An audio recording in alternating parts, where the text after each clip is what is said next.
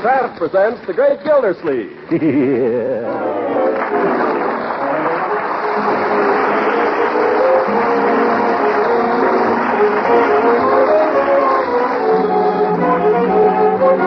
Kraft Cheese Company will also bring you Bing Crosby every Thursday night. Present each week at this time Harold Peary as The Great Gildersleeve, written by John Wheaton and Sam Moore.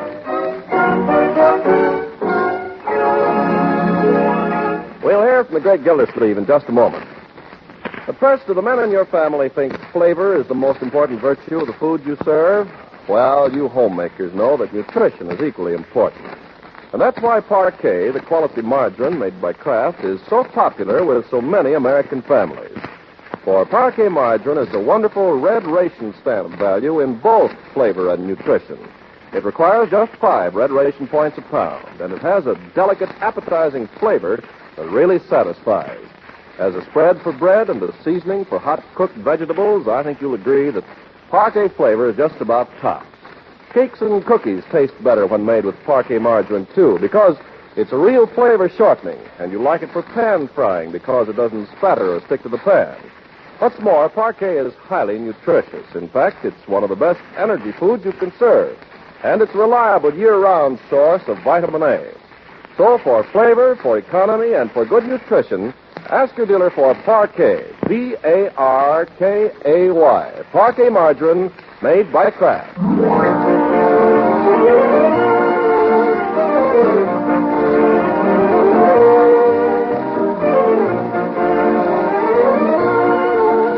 Now, on to Summerfield and the Great Gildersleeve. It's the last day of May, just 4 weeks before his wedding day, and Gildersleeve is a busy, busy man. This morning, while others make preparations for the Memorial Day exercises, the great man is in his study, straightening out his affairs and clearing the decks for matrimony.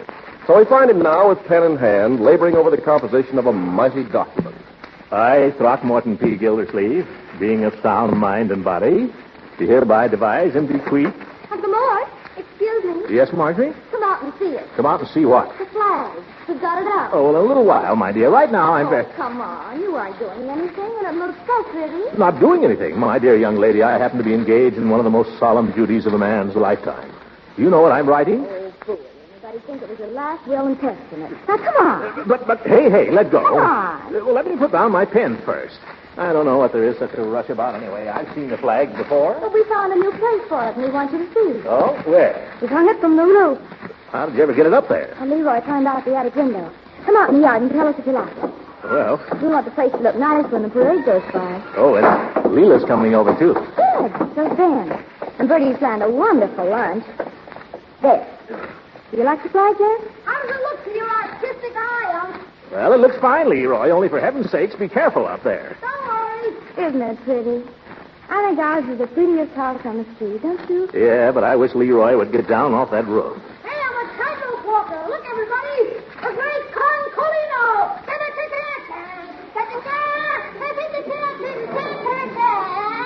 Leroy! Leroy, get off of that railing. Something I never think about. Oh, I can't look. Young man, you get in off that roof before I come up there after you. Are you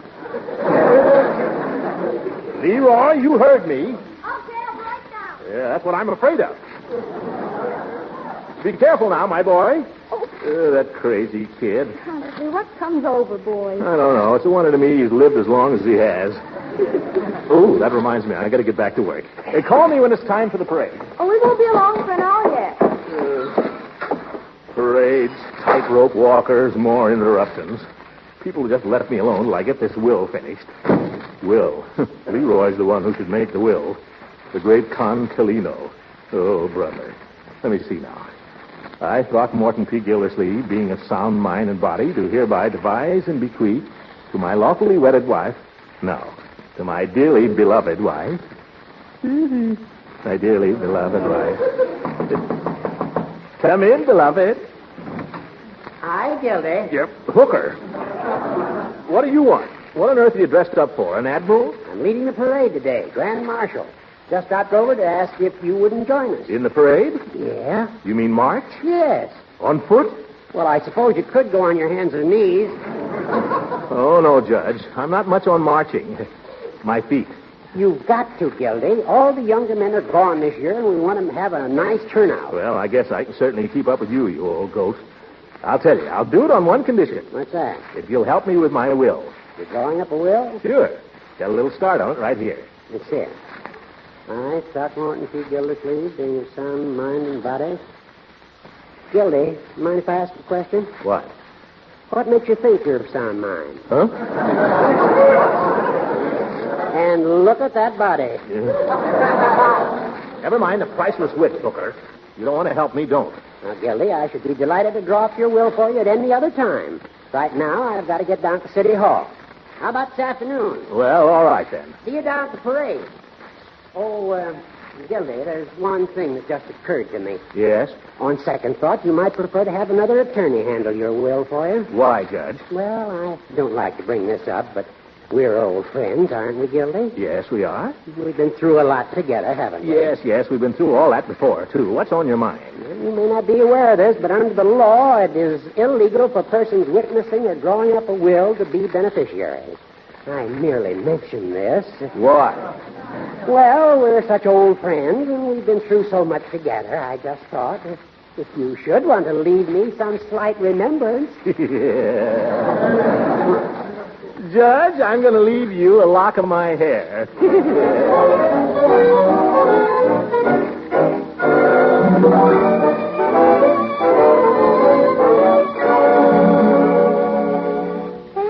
About time you were starting for the parade? Keep your shirt on, my boy. Parades never start on time.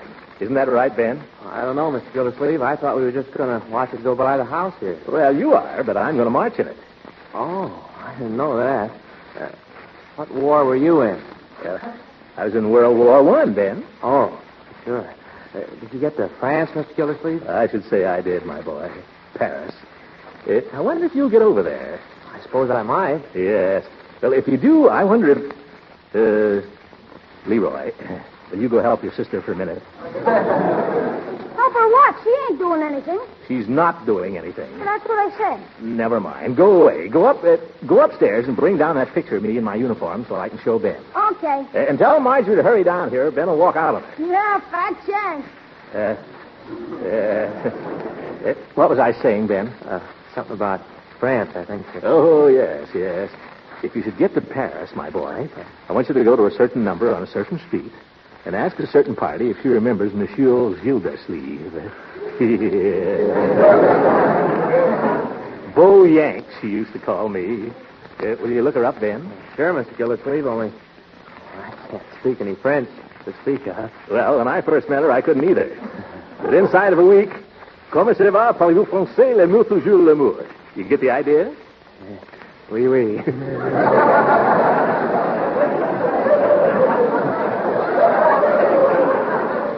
Oh, she was a lovely creature, Ben. And her mother. Oh, boy, how she could cook. I think you'll like her, Ben. Oh, sure. She's a blonde, just 28 years old in 1918. Let me see. That would make her 53. It's not possible. Oh, my goodness, how time flies. Here's the picture, Unc. The boy commando in person. I don't care to see it now, Leroy. 53. Poor Mimi. I can't believe it. Gosh, Unc, what's the matter? Nothing. Go help Marjorie. For Pete's sake, aren't you through talking about Paris? Leroy, you're getting too fresh. Well, that's Mrs. Ransom. We have a little signal. Throckmorton. In here, Leela. Hello, everybody. Good morning, sweetheart. I think the flag out in front looks just beautiful. Leela, I've got a surprise for you. I'm going to march in the parade. Why, Throckmorton, how exciting. Would you like to see his picture in uniform, Mrs. Ransom? Leroy, give me that. Oh, now, Throckmorton, I want to see you. Oh, why, you were cute in your uniform. Cute? Wasn't he, Ben? Well, just let it go, my boy. Well, I don't understand the insignia on your uniform, Throckmorton. Beauregard used to have leech here on the shoulder. Leech? Oh, well, I didn't go into the Army at the top. I went in as a private and won my promotion the hard way. How'd you come out, Unc? Corporal.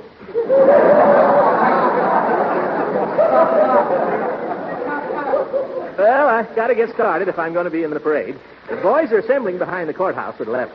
Goodbye, Leela. I'm off to the war. Oh, wait a minute, Throckmorton. What's the matter? You're not going to march in the parade in just that little old business suit, are you? What else? Well, your uniform, Shirley. Oh, I couldn't, Leela. Oh, but you'd look so distinguished. It would look out of date, Leela. The uniforms today are entirely different. Oh, Throckmorton, you never do anything I ask you. I do, too, Leela. I just don't know where my uniform is. I know, Unc. It's up in the attic. Leroy. Oh, good for you, Leroy. Please, Throckmorton, for Leela. All right. Leroy, you come with me. Little sharp eyes.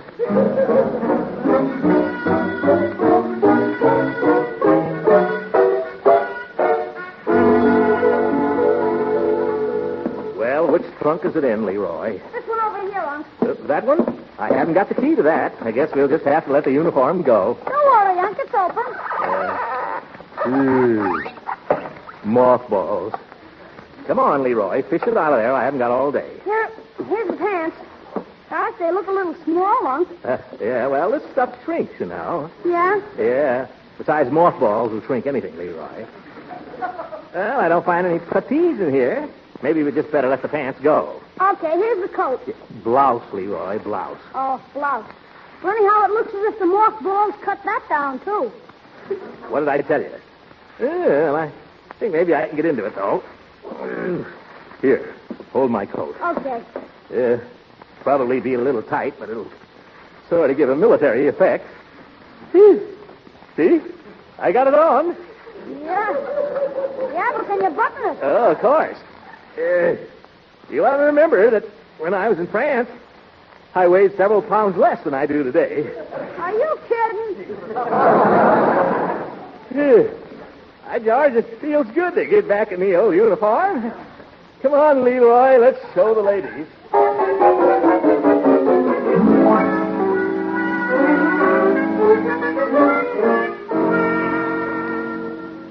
Well, folks, what do you think of it?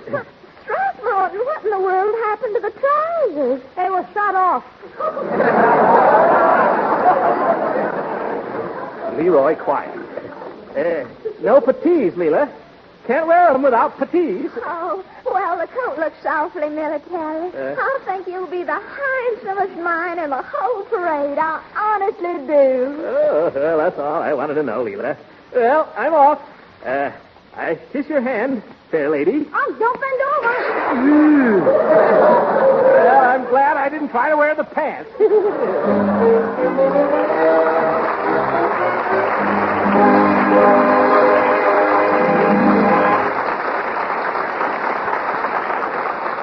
The Great Gildersleeve will be with us again in a few seconds. Meanwhile, instead of saying more about Parquet, the quality margarine made by Kraft, I'd like to say right here and now, hats off to the man who sells Parquet, your neighborhood grocer. If point rationing is causing you occasional headaches, remember that rationing is a major problem for your grocer hundreds of times each day. In fact, he deserves real credit if his disposition isn't tattered and worn, what with getting to work so early in the morning to arrange his stocks for you and working far into the night every night to sort his stamps and plan his ordering. He has endless records and reports to fill out, too. Yes, your food dealer is an important workman on the home front, and he merits the help and the cooperation of all of us. You see, most of the foods he buys and sells are rationed to him, too. He has to budget his ration stamps in order to buy many of the things you buy from him. So why not help yourself and help him at the same time by planning family menus several days in advance and by shopping early in the week and early in the day? Your friend the grocer will appreciate it.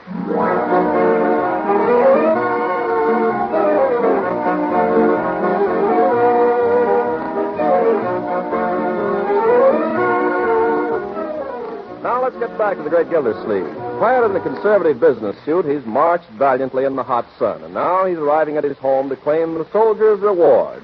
In this case, a share of the delicious lunch which Bertie's promised. But our hero's a little late, and the house seems strangely quiet. Marjorie, Leroy, where is everybody? Is that you, Mr. Gildersleeve? Of course it's me, Bertie. Where is everybody? Well, they waited for you, Mr. Gildersleeve. They waited about 2 hours before they had lunch. You've been marching all this time? Oh, yes, Bertie. I marched so far, my feet are killing me. And I'm so hungry, I don't care. Well, you just sit down and take your shoes off, Mr. Gildersleeve, and I'll warm up a nice lunch for you right away.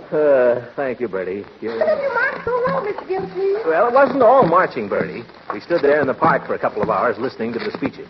But it certainly was impressive. Makes a man think, Bertie. Yes, sir. I'd like to be remembered by everyone as a man who did something for the city. Well, sir, you the head man at the waterworks. Well, I'm Summerfield's 16th water commissioner, yes. But a few years from now, who'll know it? That's what I've been thinking about some sort of a monument for, Bertie. You mean like a statue? Well, I don't know. You think that'd be good? Oh, no, sir. I don't care much for statues. Now, you take them 2 statues in the park. Every time I walk past Abraham Lincoln standing there, I feel sorry for him. Why? Because he's been standing there so long. Yes. What about the statue of General Fremont? Don't you like that? No, sir. Every time I go past that, I get mad. But why? Because he's got a horse and I'm walking. And he ain't even going nowhere. Yeah, you're right. I'm afraid you just don't like sculpture, though, Bertie. Oh, yes, I do, Mr. Gildersleeve. You know what I like? What? That fountain in front of the courthouse with the water spraying down and the goldfish swimming around down below. I like that. So do I. By George, a fountain, Bertie. For a water commissioner, what could be better? With a little bronze plaque on it. Not too little. Let's see. This fountain presented to the city by Summerfield's 16th water commissioner, Throckmorton P. Gildersleeve. Then maybe some short, dignified statement like, he served his fellow townsmen well. Sounds mighty pretty, Mr. Gildersleeve. Yes, sir. I can hear the water splashing in the fountain right now. So can I. Oh, my goodness, the gravy's boiling over. Yeah. Gravy? Bertie, I'm starving. Well, hang on, Mr. Gildersleeve. You can't starve to death till you get that monument. Yeah, you're right, Bertie. I'm going to have Judge Hooker put in that fountain in my will right now.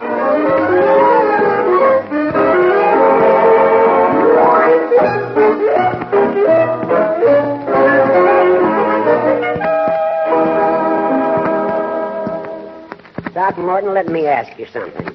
Why are you suddenly in such a sweat to make a will after letting it go all this time? Well, for one thing, I think it's a man's duty to make a will, for one thing. Yeah? What else? Well, Leela mentioned it once or twice. Oh. And anyhow, I think it's a man's duty. You can't tell. Things can happen.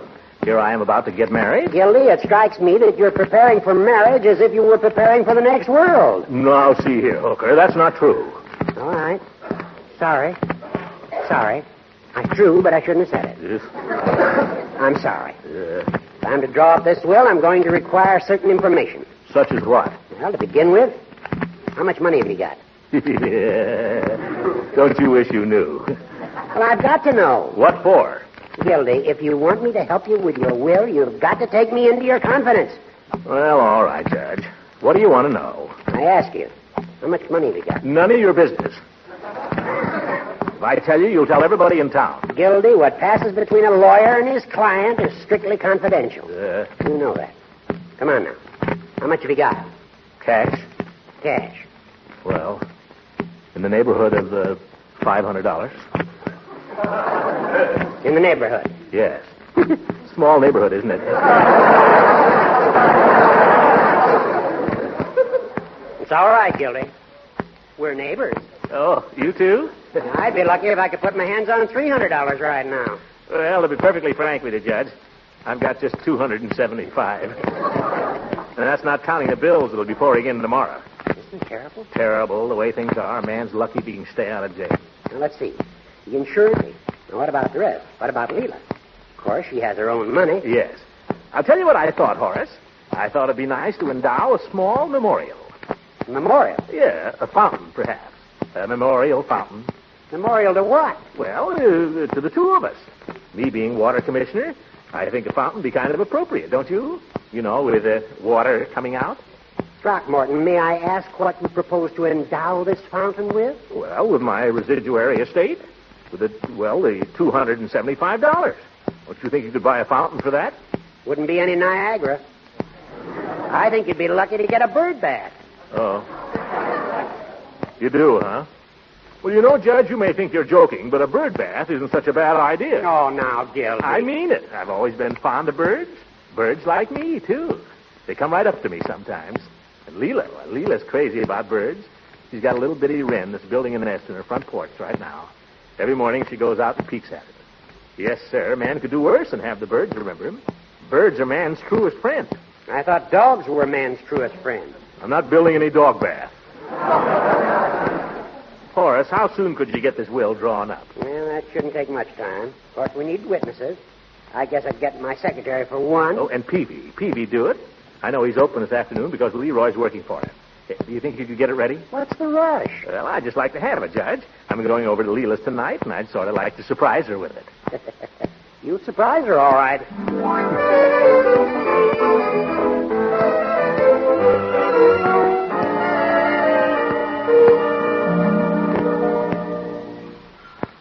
Hi, Unc. Hi, Judge. Hello, Leroy.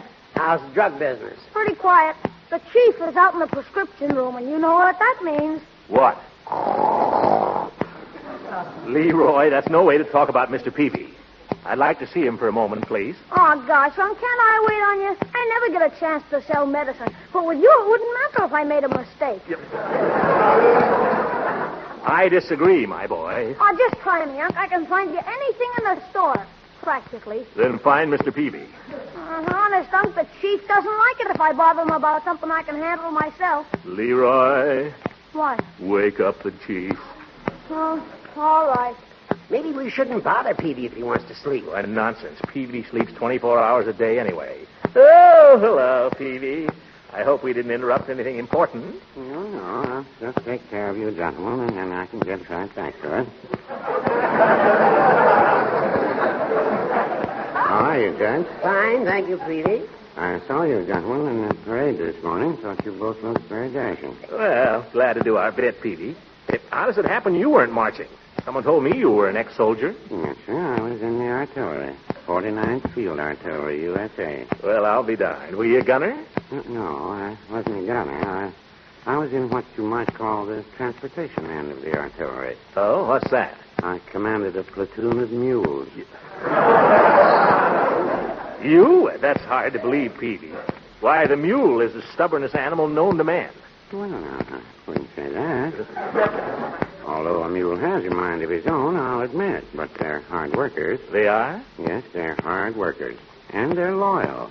Every mule in my platoon was just as loyal as a jackass could be. Gildersleeve, can't we get down to business here? I haven't time to listen to Peavy's military experiences. I'm sorry, Judge. I'm just going on. What can I do for you? Well, you won't make a penny on it, Peavy. We just want you to witness Mr. Gildersleeve's will, if you don't mind. Glad to, Judge. Glad to be of service.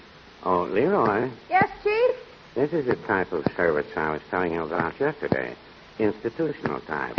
Oh, yeah. Have you got the document with you, Mr. Gildersleeve? Right here, Peavy. Get away, Leroy. This is none of your business. Unc, did you leave me anything? You've been amply provided for. Sign right here, Peavy. Unc, will you leave me your pistol that's in your bureau drawer? No. Oh, please, Unc. Now, Leroy, remember lesson 1. The customer is always right. Oh, sorry, Chief. I forgot. All right. Now, here, Judge. That's it. Richard Peavy. Here you are, Mr. Gildersleeve, and I hope your will gives you the same lasting satisfaction as mine has given me. Well, I hope so, too. I executed my will in 1913, naming my wife as sole beneficiary, and I've never wanted to change a syllable of it. Neither has Mrs. Peavy. Well, I can imagine. Well, much obliged, Peavy. We got to be running along now. No, I'm going to close up here myself in a minute. Leroy, you want to go along now with your uncle? Are you sure you can spare me? I think so. All right, I'll see you tomorrow. Good night, Chief. Good night, little beaver.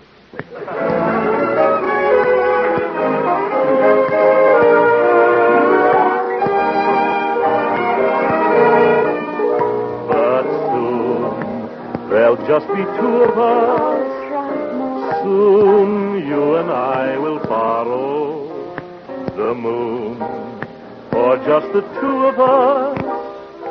Sweetly and so discreetly, we'll be completely alone. No other world, only our own.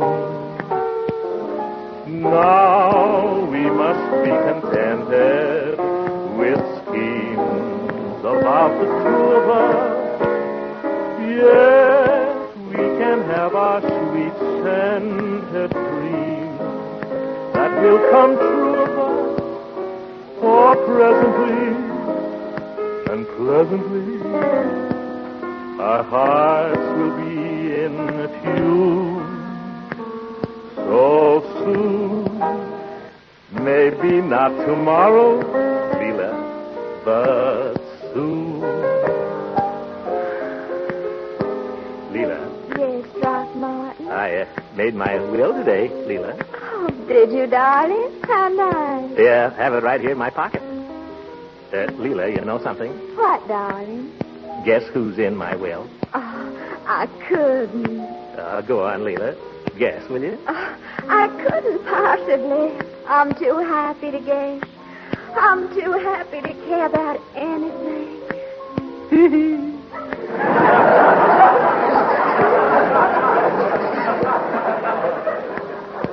Well, then I'll tell you, darling. Yes, you tell me.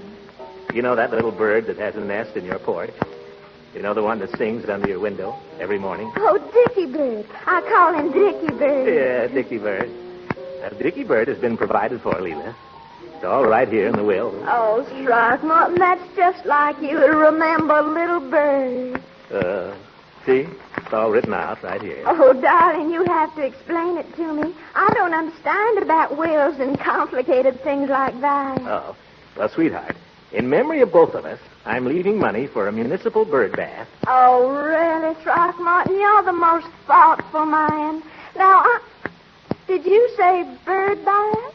Yes, dear. You're leaving your money for a bird bath? That's right, honey. All of it? Well, not all of it. All that's left after taking care of the children. You mean to stand there and tell me you've made a bird your residuary legatee? Leela, I thought you didn't know anything about wills. Well, I wasn't married to a lawyer 7 years for nothing. But, sweetheart, I thought you liked birds. I do, Throckmorton, but you're nothing but a cuckoo.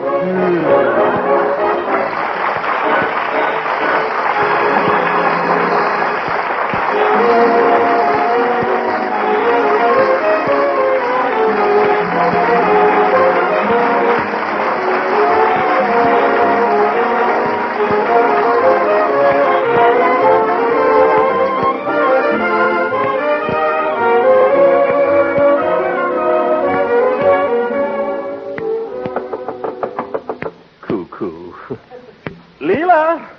Gets all upset over a bird. Leela! Can't you take a little joke? You mean you were joking? Of course, darling. I'm not going to build any bird bath.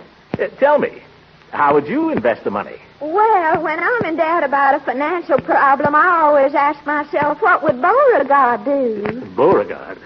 Well, have you asked Beauregard what I should do about this? No, but I think I know what he'd say. What? He'd say, Leela, child, you'd look lovely in a mink coat. Good night, everybody.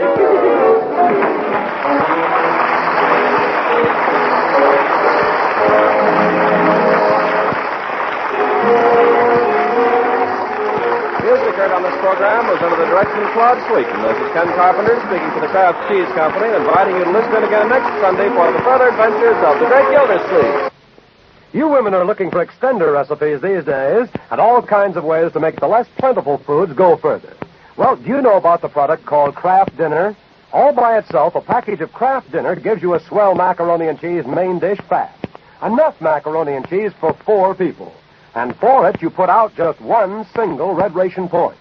Now, if you have a little meat or some leftover chicken or seafood, you can extend it by adding it to the Kraft Dinner macaroni and cheese. Or you can mold the hot Kraft Dinner into a ring and in the center serve your small amount of meat or what have you, creamed. Each package of Kraft Dinner holds a quick cooking macaroni and some Kraft grated to put cheese flavor through and through the fluffy macaroni in a jiffy. Get some soon so that you can cook a macaroni and cheese dish in 7 minutes or use it as an extender of less plentiful food. Remember, it's Kraft Dinner. This program has reached you from Hollywood. This is the National Broadcasting Company.